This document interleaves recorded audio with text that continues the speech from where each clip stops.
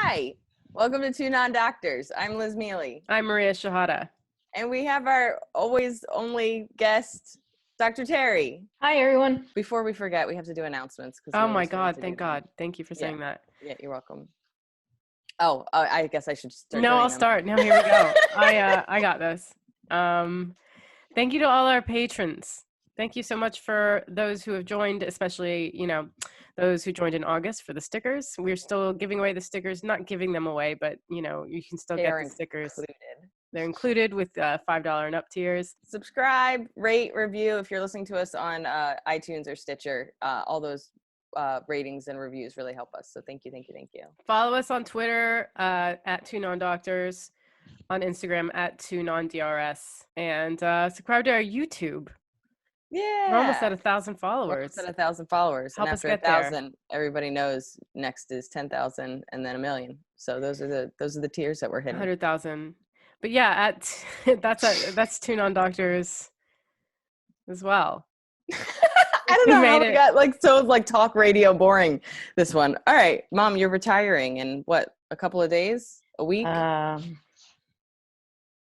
Really? It's on your watch? No, I have to figure it out. 5 days. She set an alarm for it.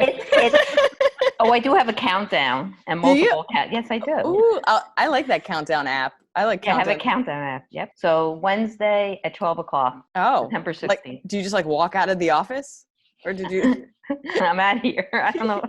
You have those little pop things where little sprinklers come out and there's confetti. I want it to be real ridiculous. Cats start champagne? Yeah, we could do champagne. I was thinking more cats just starting to cry at them. Yeah. Or vomiting furballs. Yeah, there's a vomit stream. Diarrhea. Which is really the way to go. It's just a mess and you're I'm not cleaning it up. I'm retired. I'm out. Mm-hmm. So next week. Do you have a I plan? picture your retirement being like Pee-wee Herman's or Pee-wee's Big Adventure when he's saving the veterinary clinic is on fire and he's saving there's a snake and he's I have that exact photo of that scene on my wall. Of course you do. My favorite scene. Do you know Pee-wee's Big Adventure, Mom? No. There's a scene. Oh, Mom, it's what we're gonna do in retirement. It's my favorite movie. Do we have a plan for first day of retirement? Do we have what we're going to do in the first week or you're planless now because you're retired? I'm going to do whatever I want. Yeah. Right. Whenever I want. But I do have this belief that it's going to be full role reversal where you're I'll do whatever I want. This is my summer break. And then a week from now you're calling me and you're I'm bored. I'm bored. And I'm I don't know, read a book. I don't want to read a book. I'm bored. I figure I'd just ask you what you've been doing. Oh, fuck off. Yeah. What have you been doing since you were probably 15? She's going to start a podcast called One Actual Doctor with Dr. Terry. We're going to have a rival podcast. Rebuttaling all the things we say on this podcast. Actually, the truth of the matter is. Yeah, as somebody that has an education. All right, well, we'll try to be here for you emotionally as you struggle. I don't need you. Yeah. You stop answering all my calls. I'm she answered my calls a lot more when she had a job. This is Get into fan mail? Yeah, let's do fan mail. Okay, this fan mail specifically, that didn't come out, specifically for Dr. Terry. It's from our fan Cregor. He lives in Denver. Okay, it's a two-parter question, so get ready. Is there any event or experience from your life you hope your children never go through? And then is there anything that you have experienced that you do hope they go through? So one thing that I hope my children never go through, I have the thing that comes up to my mind, I hope someone never experiences someone dying from suicide. So that would be, I hope they never have to go through someone that sad. So that would be that one. So not to bring the whole world down. But Suicide Prevention Month, so it's a great answer. Is it really? Yeah. It's actually one of those things, especially because I follow a lot of mental illness and I work for the JED Foundation. It's a lot of suicide prevention. Can I say who you lost? Yeah, you can. So you lost your mother. How old were you when you lost your mother? So I was 22. Okay. And is that the only person that you lost due to suicide? Yeah, that's the only. Yeah. That I know personally. Yeah, of course. So So yeah, so mental illness, suicide, especially suicide, that someone is so sad that life isn't worth going through or on. Yeah. And then the other one was Something that you have experienced that you hope your children get to experience. Don't take this personally, but I hope they get a job and a career that they can stay at for 30 years and then actually retire. Like retirement? Like, I don't know if that's going to happen for any of us. I think yes, I hope you all get a career. Something. You have a career though, Liz. I love that it's such a happy moment for her. But she's like, you were like, Dr. Terry, you were like, but my daughter's not going to have this. So don't take this personally, but I'm in the greatest time of my life right now. I'm doing great. And you guys, you'll never actually get to experience working hard and then stopping working hard. We don't even get to experience weekends. So yeah. Me and my sister sent my mom a retirement gift, and we're like, we don't really know if we can experience what you're going to experience as somebody that's worked and stopped working since we retired in our 30s, because you have 5 kids and yes. Almost none of us have a job. None of us hold jobs. Not for 30 years. Well, no. That's also even actually for your generation, that's kind of rare, because all the studies say that like technically our parents' generation really has 4 to 5 jobs, and they think our generation change career too. Change careers at least twice. They think ours. They think ours is going to be like 5 to 8. Like it's one of those things where like most people don't keep a career for 30 years, but that's just because all skills are obsolete and we're all going to get things done by robots soon. That's upbeat. So, okay. Do we want to get into our Googles, ladies? Yeah. All right. You want to go first, Mom? Me again? Yeah. Mm-hmm. Yeah. It's all you. I'm the whole show. Yeah. What are you two even here for? I'm doing all the heavy lifting in this episode, and I'm not sure where my cut is. Yeah, I know. Well, like I was a sticker. Well, anyway, I think the theme is children. So I looked up, does pregnancy actually cause your brain cells to die? Wow. Whoa. Was that a thing someone told you or you read? No, didn't you ever always hear that or pregnancy brain, or people maybe not? I heard that. I've heard of mothers getting dumber because they just talk to their babies all day and go like goo goo gaga, but like don't actually have any real thoughts. I've heard of that. I thought it was just that like everything was going to making another person, and it's like you stopped getting blood flow. Like all your organs were like, we got to help make this other person, and they stopped like helping you be a person, and that's why you were just kind of like had a foggy brain and lost your keys, forgot your other children. These are just memories I had. It turns out that I actually learned something very interesting. Your brain actually shrinks. You don't lose brain cells, but your brain shrinks by 4%. It shrinks? It shrinks. I didn't go deep into it, but they said that because of hormonal imbalance, of course, but your brain, you lose gray matter, but they're not sure exactly what's going on. They think the neural pathways get more efficient, and there's a restructuring of your brain synapses. It is true that your brain shrinks by 4%, and what they found, it takes 6 months to 2 years for you to recover, for your brain to recover. Not just that you lost brain cells, but your brain is smaller. And that by MRI, they could tell 100% that a woman had a baby. Wow. I know, doesn't that suck? So not only, then it says, this was... Mom, you could have been so much smarter without us. I know. You've taken so much from me. This is not only does your body, you lose your shape, your hips are bigger, but you lose your brain. Your feet get bigger. Yes. I haven't gotten over that one. Just learning that. You probably don't care, but I just wanted to throw it out there. I absolutely really care. I think you would be friendlier as well. I think you lose part of the brain that makes you friendly. Yes. It's because you start just thinking about taking care of this baby. So you go into like this kind of primal like caregiving. Yeah.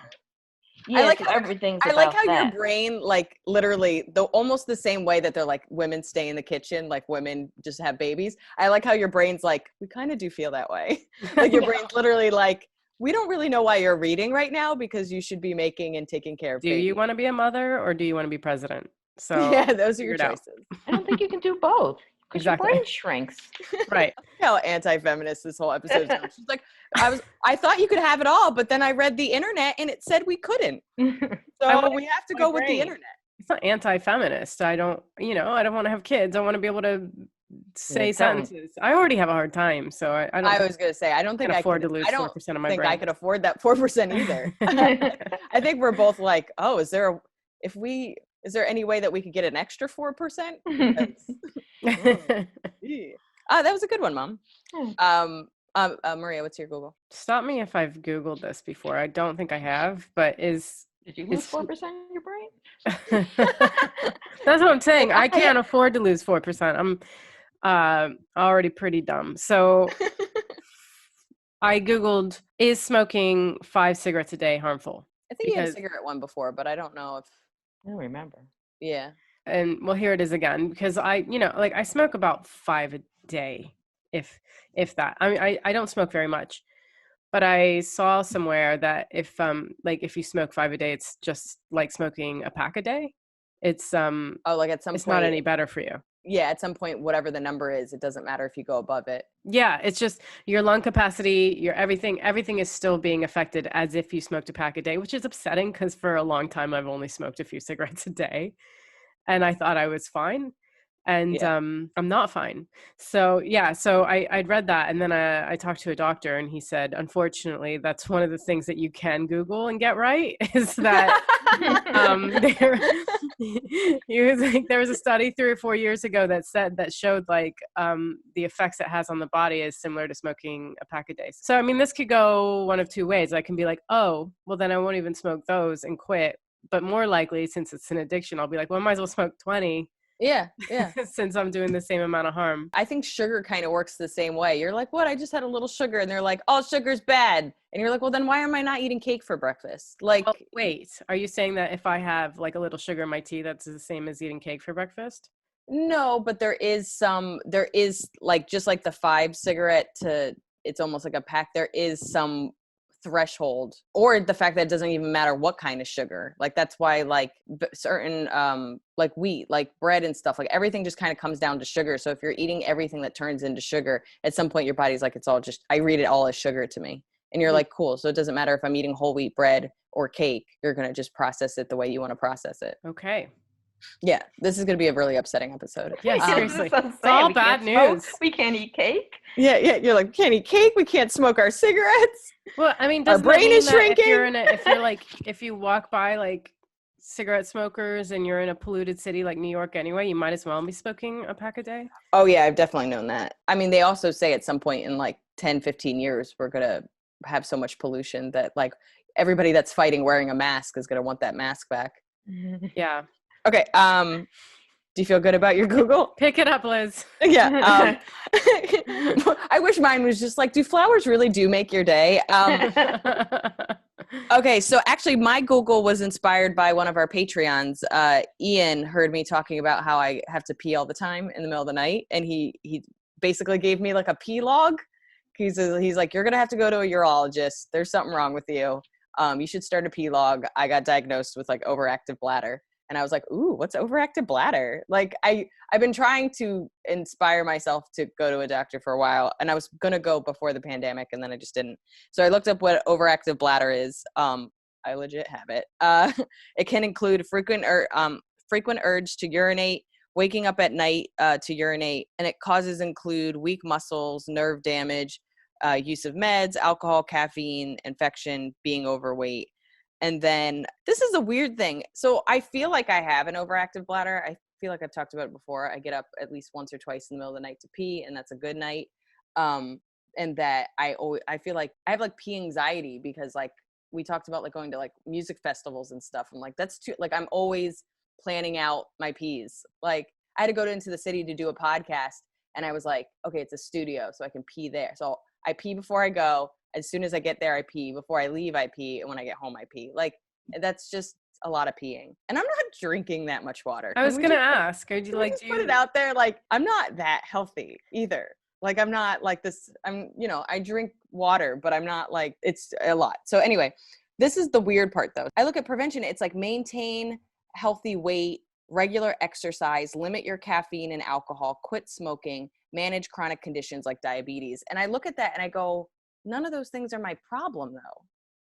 Do you know what I mean? So that's what's weird about it, is they're just like, if you want to prevent this, you should do all these things. But I'm already doing all those things. I don't drink. I rarely have caffeine. I exercise. I'm on like a regular healthy weight. I don't smoke. I don't have diabetes. Like, so then it's just kind of like, how did I get this? So I know I have to go to a doctor and not talk to you guys. Well, my diagnosis. It's weird though, right, Mom? But I don't think it's that weird, to be honest, because, I wake up at least once or twice during the night to go. And I think it may be that your bladder is untrained. You have shrunk your bladder because every chance you get, you try to empty it. Here, if you, like a muscle, make it wait a little bit and hold your urine, you would train it. You're talking down. You're like, I feel like a little dog that you're like, you'll pee when I open the door and let you pee. Yeah.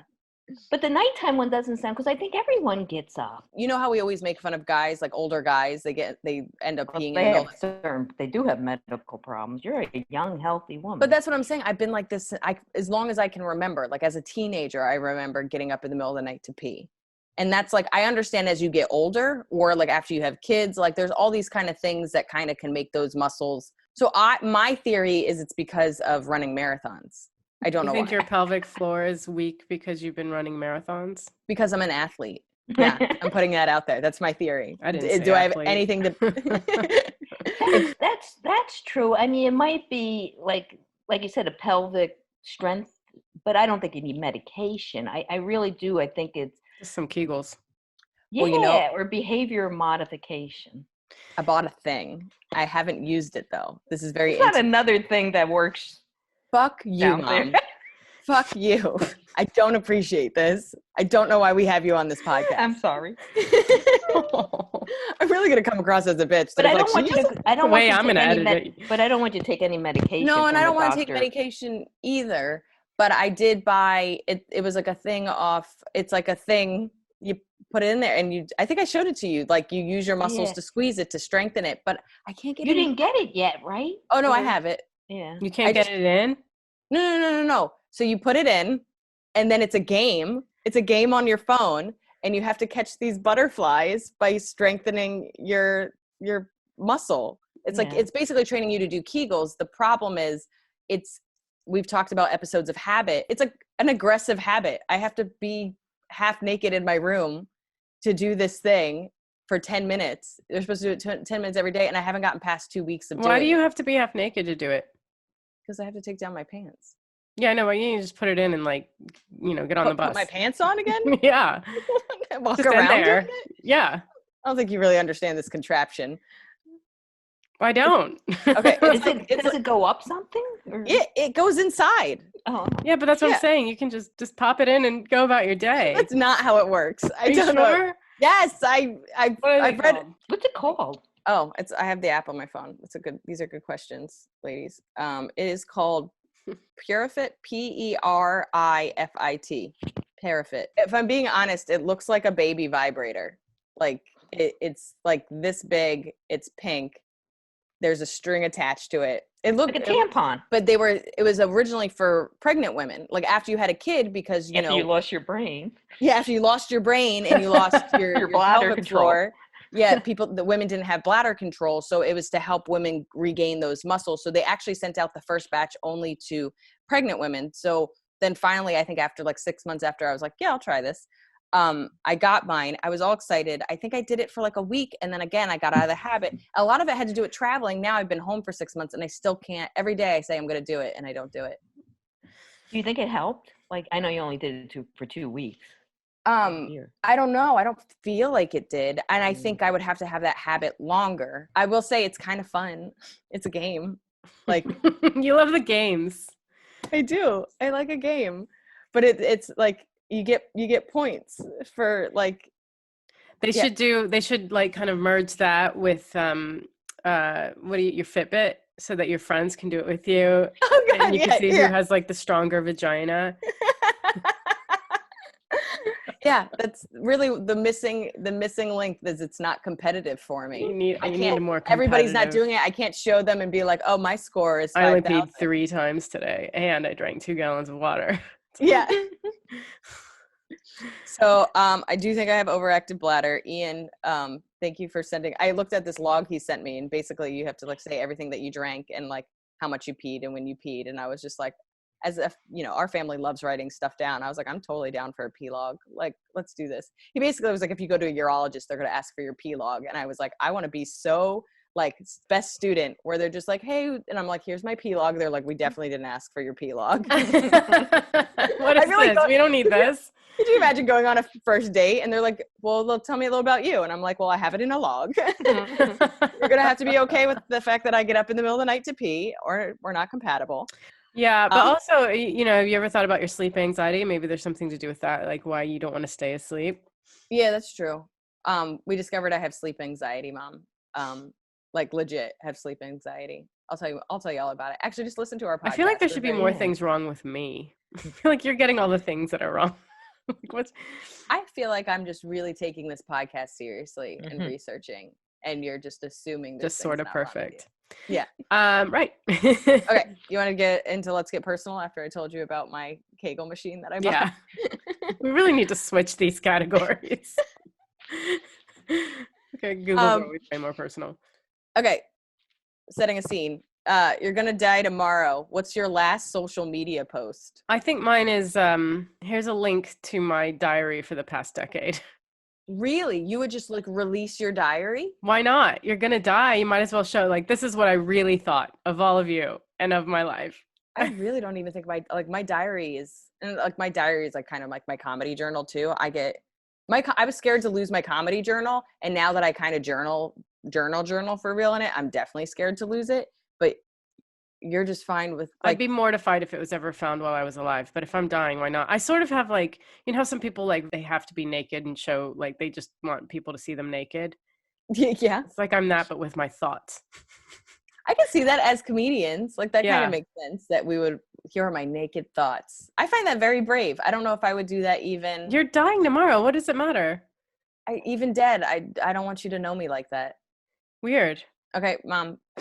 You die tomorrow. What's your last social media post? I mean, I think it would be something rude, like you all fuck yourselves. Yeah. You can really see where I came from. I killed half your cats on purpose. Yeah.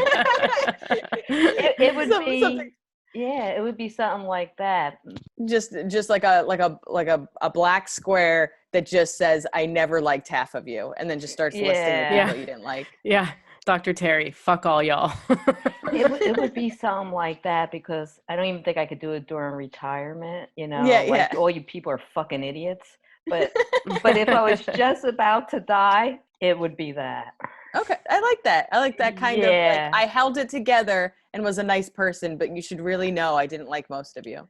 Yeah, that you were really idiots and mean. And I wish I could have told you exactly. It's like, I wish one of my things could be, when you're driving me crazy, it's 18-year-old cat, it's suffering, that I could have said it, come on, it's just a fucking cat. Yeah. So that's what I wish I could have. But I do love your pets. But come on. Yeah.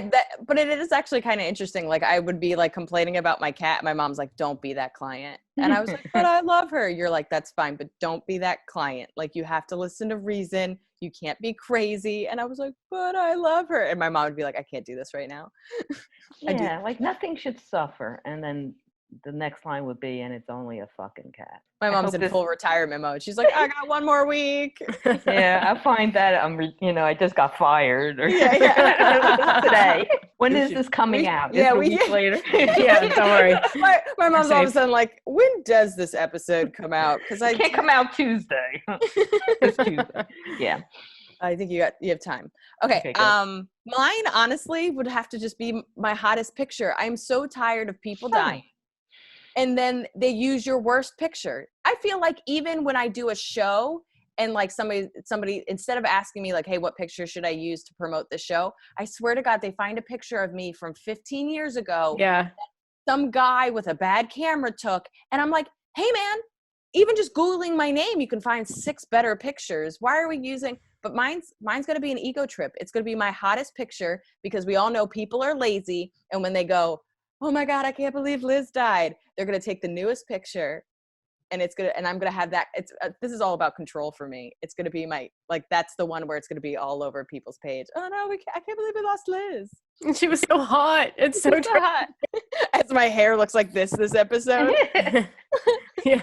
I love, because you don't value other people thinking you're hot at any other point in your life. No, ever. I don't care. But for your death, you're like, I want you having a moral dilemma inside about whether or not you're jerking off to me. Sorry. Which is so Oh, funny. no. I actually love it. I think that's a good one. And it's funny, I'm not even that vain in general, but it really does bother me. Like, I've had some friends die, and I'm like, why are you circulating that picture of him? That's not the picture to remember him. He's got some great hot pictures. Let's get it out there. He was a great person and a hot man. Are we ready to get into our topic, ladies? Yeah. Okay, so we specifically brought you on, Mom, because we want to talk about just having kids in general, and then just what it was like to have 5 kids. Which, Maria, on your side of the family, who had a bunch of kids? Both sides of the family were like one of 10. So God. So your mom, what number is your mom? Fuck, I don't know. The family tree is like too many fucking branches, and so I just don't know. Like, my mom's like the youngest of all the women and the oldest of it was like they had a bunch of girls and then they had boys. So she's in the middle. She's like a legit middle child. And my dad is like the second oldest or something. So they're both one of 10? Yeah, like it was more. It was like one of like, oh my God, it might have been 12 or something. And then like on my dad's side, it's such a high number. It's so high. I don't know. Like on my dad's side, I think like some died early, and like it just. Which is like Dad always like. So my grandfather's one of 5. My dad's one of 5, and then he had 5. Mom, your mom wasn't both your one parents? Of 6. Yeah, so they were my like mom was one of 6. My father was one of 10. Jesus Christ. Yeah.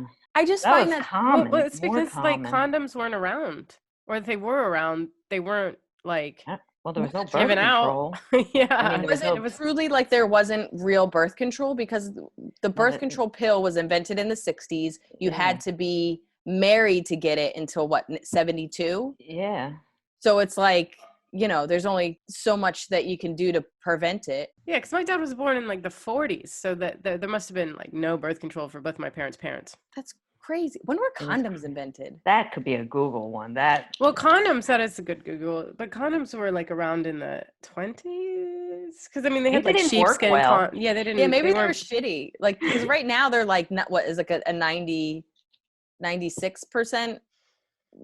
rate if it doesn't break or whatever. But like maybe condoms. The rubber vulcanization process was invented by Charles Goodyear, and it was a good year in 1839 and patented in 1844. First rubber condom was sex when my mom is here. Huh? I said, why do we always talk about sex when my mom is here? we always. I don't know. You're right, actually, because we don't normally talk about sex that much. You said 18 what? 55 is the first rubber condom. Okay, well, I hope it's better. I hope people have made it better. I think it has to, right? There's less of us now. And so you're one of 3, Mom, right? You're the youngest. I was the youngest. So these are my questions. Did you always want to have kids? No, I didn't even want to get married, to be honest. Really? Yeah. And what was your reason for just life? I mean, here's the thing. On like the 60s and 70s, I kind of looked at my mother as, housewife of the 50s. Yeah. Stay at home. She didn't drive. Once she had children, that was her life. There was no career. And I said, shit, I don't want that. Yeah. And I wanted, even in high school, I wanted to, go to college. I wanted to be a veterinarian. Yeah. So I thought that all that would interfere with what I wanted. And did you feel like when you were growing up, they kind of made you feel like you had to pick a path? Like you're either somebody that has to have kids, you're somebody that has kids, or you're somebody that has a career? Like there wasn't many people doing both? Yeah, I think once you had kids, the thought pattern was that you put everything else on hold. So it felt like you couldn't have both. Yeah. That, if you had a career, you didn't have children. I mean, that was just the feeling. Remember, a lot of the women's liberation was at the end of the 60s, early 70s, burning bras and the whole thing, trying to get rights. And surprisingly, the year I got into college, which was 1975, that was the first year Rutgers, which is, had women graduate. Really? So, I mean, we're talking like the 70s. There was a women's college, Douglas, which doesn't even exist anymore. So it really felt like if you were serious about pursuing a career, that you weren't thinking, family. You weren't thinking kids. Yeah. So your first kid, Theresa, is a mistake, right? Yeah, Theresa was a mistake. And then did you? Sorry, Liz, it really felt like Liz was planned to. Of course, she was planned. Liz would never be anything but planned. Because once one kid, your life is a little bit over. So that if you want a second, so I was in veterinary school, and I had to get pregnant in September, and she had to be born in June, because that was when school was. And Liz was pretty perfect because she was a little bit late. I almost made it through finals.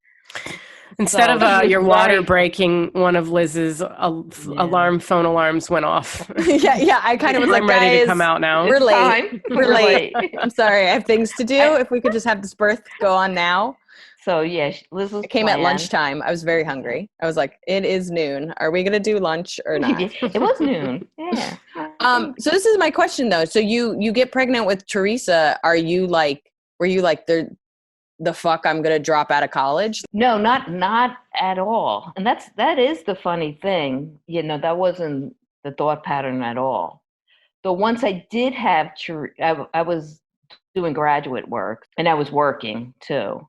And so once I had Theresa, I was like, the brain shrinks, remember? Yeah. And you just think about this human. I wanted to drop out. Really? And then your father had some, PhD students talk to me and was like, you could do it all. There was this woman, she had 2 kids, tell her, you can't drop out, So Dad didn't want you to drop out. No, he didn't. Have to give him like that credit, because I would have easily stopped. You just have all this hormones, and you just this is your life now. I thought it was the best thing I ever did having Theresa. I remember in the hospital thinking, I went to college, I got a master's, but this is the best moment of my life. It just, your brain does shrink. I don't know why I Googled it.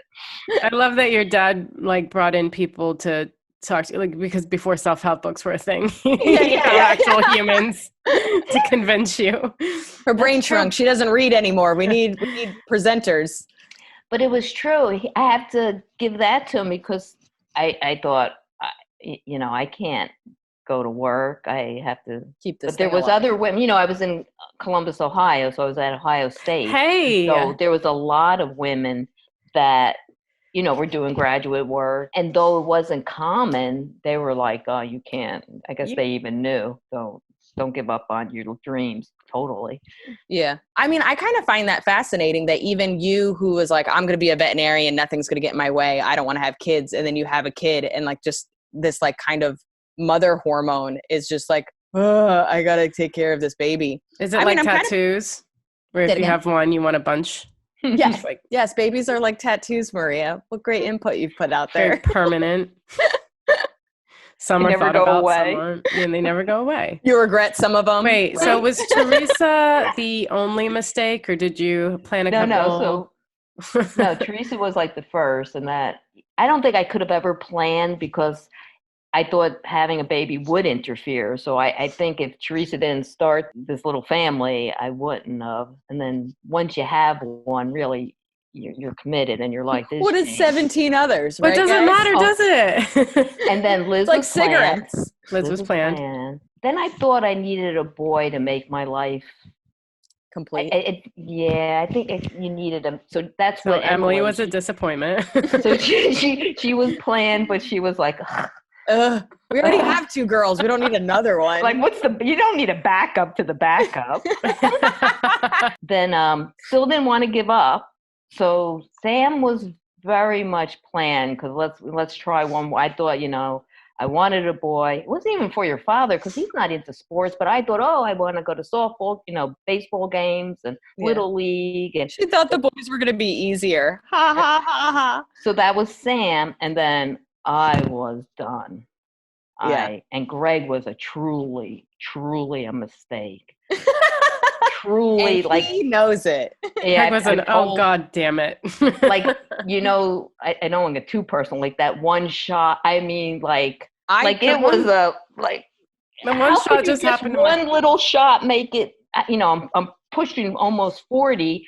I just knew right away. I waited a bathroom. I must have been very fertile. That happened to my friend because she's like early 40s, and then they had sex once. How does this happen? And then she was like, "Oh, I'm pregnant." He was like, "Seriously? Like how? You're old." She's like, "Fuck off." I have to tell you this story. I have a friend. She was dating a guy. She's in her mid 40s. She's like 45, 46. They kind of made a mistake. She gets the morning after pill. And then a couple months later, she's like, I think I want to have a kid. I'm going to go to the doctor and just see what, if I'm healthy enough to have a kid. And she tells the doctor she took a morning after pill. He goes, "Oh, sweetheart, you just wasted $50. You can't make things." She was like, you can't make stuff. Like, you're crazy. And I was like, I don't know if that's the best advice for my friend, because the next thing you know, she might just be going willy nilly. And then that's clearly really, but like, I was like, advice. Yeah, but I thought so too. But did he say like that with like a cigarette? Like, "Oh, sweetheart, yeah, you're not getting knocked up at that age. You might have some sweet. fun." I want to go back quickly to how you said by the time you had Greg, you knew on the way to the bathroom you were pregnant. Is there a certain feeling? Like, how did that feel? Yeah, there wasn't any. It just felt like, I don't have good luck with this pregnancy thing. If there's a question, I probably am. Yeah, I was really shocked. But anyway, I remember my mom, because like people talk about postpartum depression. I was like, we should talk about pre-baby depression, because I remember you were sad from the moment you found out you were pregnant to after you had Greg to having Greg. Like all of that, you were just like, I don't know if I want to keep doing this. I mean, once, like I said, things change. Just the first one changes your whole life and your whole thought pattern. But then you have this one, you get your life together. So the second one is, I've done this, I'm okay. So your second child's okay. I was even okay with Emily, even though it's 3. It really, your life is. There's no free time. It's never. Yeah, there's no free time. It's like you're doing shit for one. What's another? The fourth one, Sam was the best baby in the world.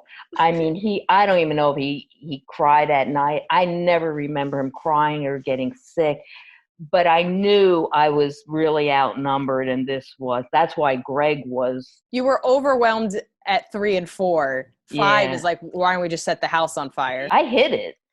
First of all, I was waiting for people to say, like, why are you pregnant again? I mean, clients almost said it one day. I kept it hidden into my 8th to 9th month. Like, I didn't tell anyone. I didn't tell my brother. I called him up the day after I had Greg and said, guess what? And he said, what, you're pregnant? And I said, no, I had him yesterday. I mean, I really didn't gain a lot of weight with Greg. People didn't know until like September. And truly, people weren't saying, oh, congratulations. They were saying, why? Even I was embarrassed. But, we didn't need this many people in the earth. No, I mean, as somebody that's one of those 5 people, you made a lot of the same crazy. You just repeated this. It really did feel like you like copy and pasted and threw it out. And you're like, this one will have long hair. This one. Yeah, because you all have the same face. We do. Yeah, I mean, I could have explained Sam, I wanted a boy. There's no explanation for Greg. Poor and Greg. Liz cried. Didn't you cry? I did. I was just like, I was 3 already kids in one room. She's raising them. I did. Oh yeah, Liz is my best. This is why she doesn't want kids. She raised. I couldn't have done it without Liz. Oh. I have two boys. We even joked about me getting my tubes tied, and when they were younger, it didn't look too bad. Where I had like my brothers next to me, and it looked like I had these two kids. And I was just like, these are my babies. My mom says that, but I dropped Sam. The only time Sam has cried, I dropped him twice. He's the most dyslexic. Greg was the worst baby. I mean, when I think about my own, like me having children, like if she had stopped at Sam, I would have been more like babies. But then she had Greg, and Greg was so horrifically bad. How old was Greg when he swallowed that piece of a walnut? He was a year. Greg cried for 2 years, just to paint the picture. He was a mother killer. Mothers who had children and knew how to deal would run from Greg. I mean, if I even had someone babysit Greg for a little bit, they would meet me at the door with the kid. I mean, I can't even explain, but there are some kids that you wonder why mothers like drown their babies or throw them out.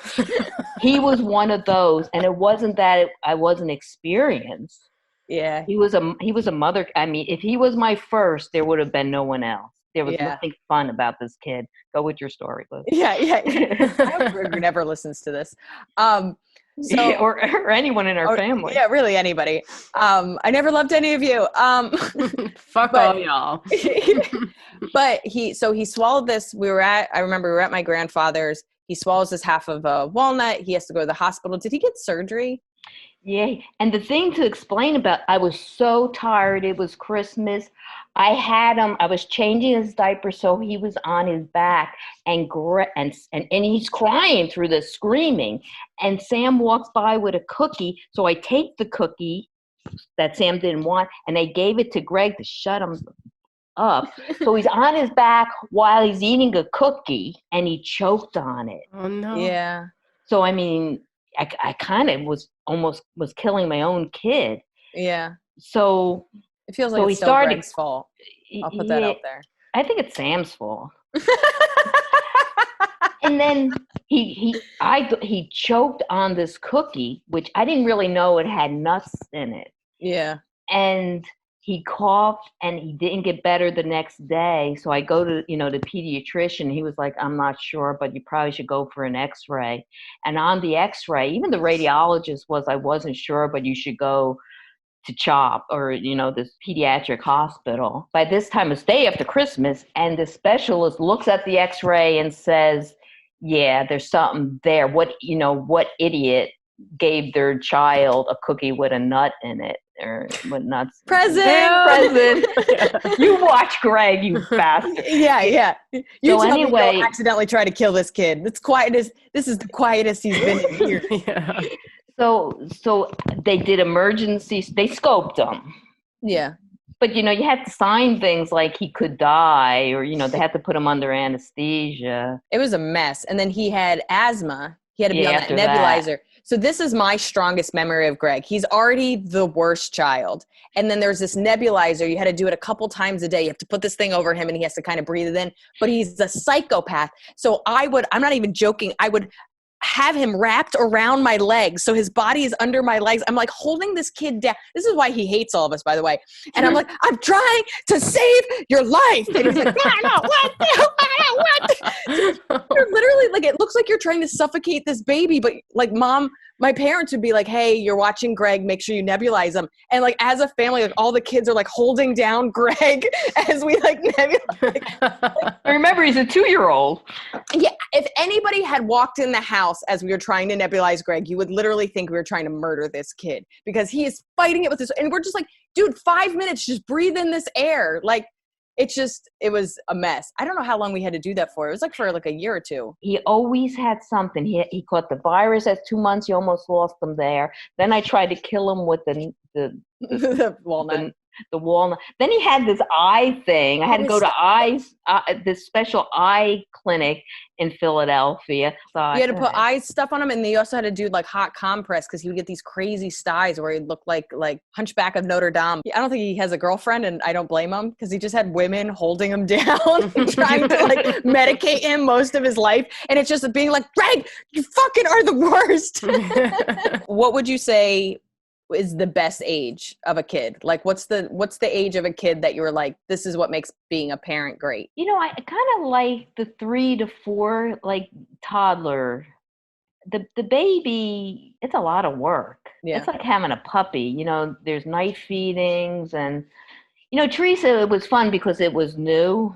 But those months where they're not sleeping, and I had babies that didn't sleep. You know, a lot of people say, "Oh, the first month it was sleeping through the night." I never had that. Yeah. It was months, and you're really tired, and really it's not that exciting. You just have this blob that you have to feed and change. So I kind of like the young, like 3 and 4. And they start talking. Yeah, they're kind of cute. They do things. But that's the age I like where you could do things. Like I like going to soccer games, and I like t-ball, and I like coloring. But what's the age difference between Theresa and Greg? So I think it's 13 years. Oh my God. How old is Theresa? She was 83. Greg was born 95, December 95. So they didn't know each other, by the way. Like Really? Theresa left at 18 and didn't come back, right? Yeah, and she was right to do so. That's also my favorite age. Yeah, my mom loves 18. Goodbye. You're leaving. Go to college. Don't come back. My mom leaves a sign on your door at graduation. Checkout time is 18. Please do not come back. We'd rather send you money than you return. So I remember Theresa left for college. Greg was so young that when Theresa would come home from college, he would call her Lizzie. Like he didn't know who she was. They have somewhat of a relationship now, but not really. Yeah. Who gave you the most problematic teen years? Oh, that's a good question. That is a good. I have to say, everyone was pretty good. Now, I mean, I hear some of her comedy, Liz, and I'm thinking, oh shit, I didn't know anything about her. Oh my God, I was a very responsible, irresponsible person. Liz was an angel. Theresa was, you know, she was always studying and serious. Theresa was. Emily was fine. A lot of crying, but that still goes on. That's the Mealy way. Yeah, a lot of crying. We're criers. Sam. You know who I would be the most for? I think, and Greg was good too. He actually, from a bad baby, he's like the best. Sorry, Liz, best kid. Like it is her favorite. Yeah, he's gonna have a career. He's gonna be a lawyer. He's gonna take care of me. Yeah, the only we'll have a job. The only one. Yeah. But Sam, I thought Sam was doing drugs. And he was, but I thought he was. What's that thing where you smell stuff? Like, they thought he was huffing. Oh, yeah. Was he? No, he was trying to cover up his smoking, right? He was trying to cover up his smoking, yeah. So he was doing all these like weird tricks with one He's of the very crafty. Yes, my brother is extremely crafty. But like one of the tricks when you're trying to cover up smoke is that you would blow the smoke through toilet paper tube. Yeah, toilet paper tube with a dryer sheet. That's what we did in high school. You know, they haven't really updated it. They should. But like I remember too, he was trying to cover up his smoking. And then he did smoke pot, but I don't feel like it was like a problem. But, you know, in our family, you know, don't do that. But honestly, I think Sammy he went through depression and then, you know, school was rough for him. Yeah. So Sammy's severely dyslexic and like had special help the whole time. So like we're all dyslexic, but I think Sam probably had the hardest go of it. And then I definitely think he went through a depressive bout when he was 17, which I think was a precursor for him ending up being diagnosed with bipolar 1. So Sam probably was, not to his fault, but probably was the hardest teenager. Craftiest and funniest though. Did you know Liz was doing stand-up when she was 16? Yeah, I thought it was amazing that I still think it's amazing that you guys can get up in front of people and why you would want to do that. So, I mean, to me, like I'm okay in the office, you know, with a couple of clients, but if you put me like in a conference room, even people I knew, my heart would be raced. I mean, I would be a mess. And to me, that's just amazing. When she said she wanted to do it, I thought it's like saying I want to be president of the United States. I'm like, you're going to go do this in front, you know, talk in front of people. Even for when I was in school, like if you got to do a book report in front of the class, I can't even tell you talk about anxiety. I was the same way.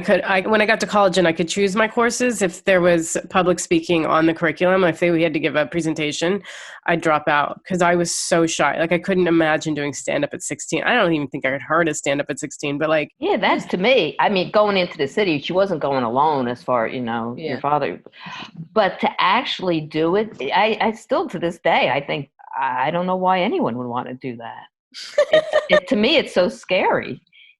And then when people hate you, they don't laugh.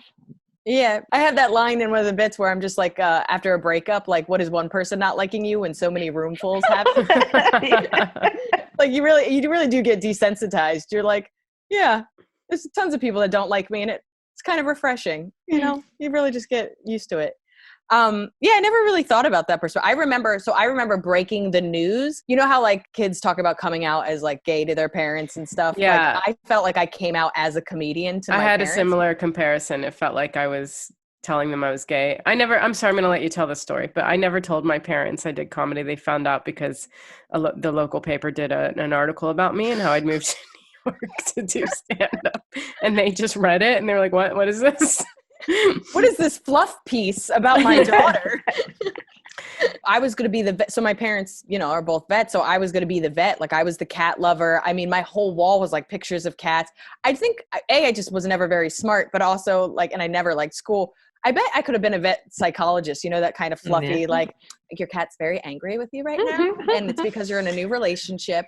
And I just don't think this guy's right for you because your cat's really sad. But like, I just thought like, it was like hugging cats. I don't know what I thought my parents did, but I don't really like blood and guts. And I definitely didn't want to study. And I discovered stand-up when I was a teenager and I just became obsessed. And then I thought I had to wait until I was 25. And my friend Amanda was like, you absolutely 25 don't. For what? To be a comedian. I thought you had to be an adult. I don't know. Even surely 21, 18. Why 25? That's the only Everybody 25 on TV was at least 25. Okay. That's insane. It was like Nick Swartzen was like the only person that was like younger than 25 on TV when I was, by the time somebody's famous as a comedian, they're like in their late 20s, 30s, 40s. Like, I don't know. I thought you just had to wait until you were George Carlin. George Carlin started at 30. So I thought I had time.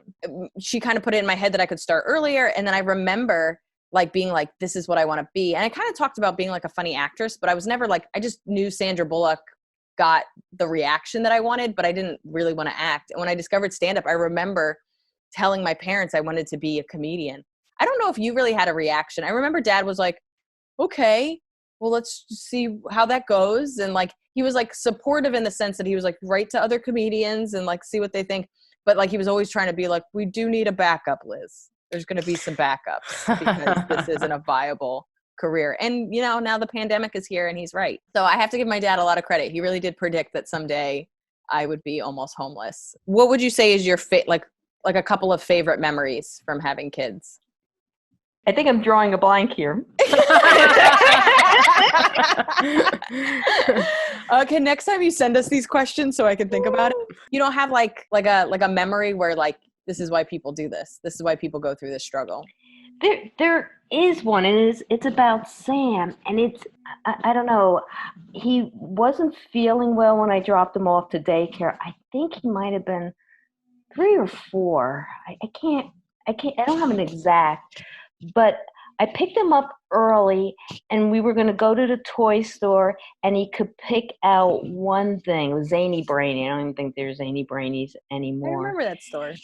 Yeah, and he was so excited.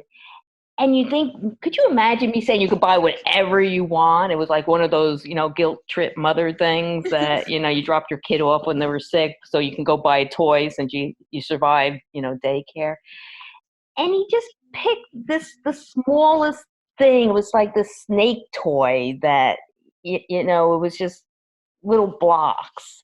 But he was so happy. He played with it for the longest time. He remembers it to this day. And I still have the little toy, the little snake blocks thing that it was. But it made me feel like a hero, especially since he still remembers to this day that I picked him up early. We went to the toy store. He got whatever he wanted. It was just like one of the best, kind of the best memories. And I think with kids, some of the best memories would be that when you're young, everything's exciting. Yeah. So, like the first trip to the ice cream, or the first trip to the Every zoo. trip to ice cream. Yeah, I'm still pretty excited about ice cream. But that one with Sam is just like one of my best memories. Oh, this was like a fun episode. I can't wait to show it to Greg so he can find out what the worst he is. It was fun Yeah. and sad. We're gonna cut these up into little bits, and then when you die, it's gonna be you saying that you didn't like any of us. Yeah, that would be great. Like at my At your memorial, montage at your memorial. my cremation. Yeah, and it's just like a little phone. urn. Just like, watch Dr. Terry's last words, and she's like, "I never liked any of you. I wish I never had any of you. You all suck." Yeah, and then for no reason, like I'm interrupting. It's just like, isn't this her memorial? That's Maria. Get her to shut up. Is that like a kid she had, but then she didn't take care of? What is? Did she adopt another one? Yeah, Jesus Christ. Okay, I would love to hear from people that like came from bigger families and just like what that life was kind of like. Anybody that I'm always fascinated by only children. Like my friend Prakash is an only kid, and I'm like, I don't know. I find him to be like almost like an alien. But I would love to hear people's experiences with having kids, maybe why they didn't decide to not have kids, why my mom is the best, whatever you want to write in about. But anyway, you can write to us at 2nondoctors@gmail.com, 2non-full-word-doctors@gmail.com. Thank you, Dr. Terry. Oh, you're welcome. Bye, everyone. Bye.